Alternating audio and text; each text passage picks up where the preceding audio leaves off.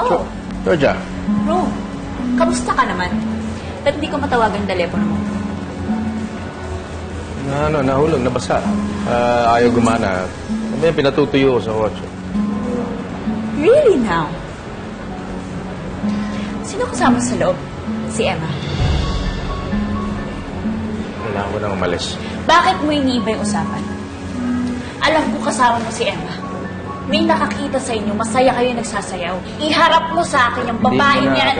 Hindi mo na kailangan gawin ito. Ayaw mo?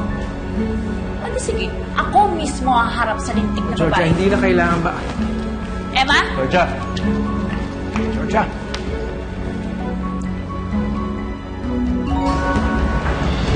Teka, may nag-text. Sino? Si Mang Mando.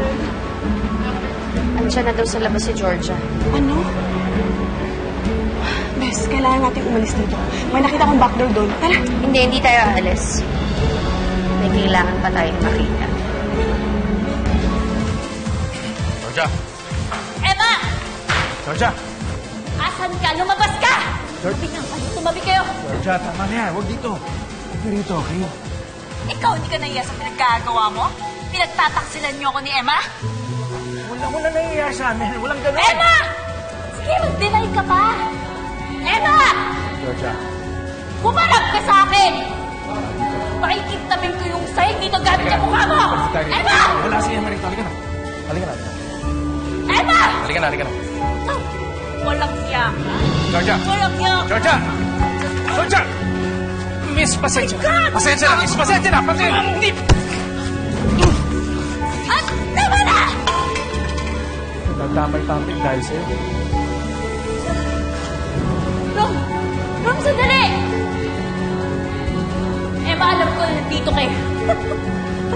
Humanda ka sa akin, hindi mo makukuha si Rom!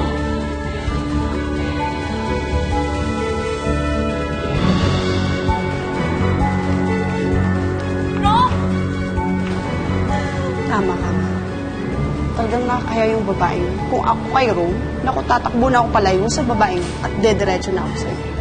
At ang hindi niya alam, diretso talaga sa akin si Ron. Para siyang malalaglag sa bangin. Ang hindi lang niya alam, walang sasalo sa kanya.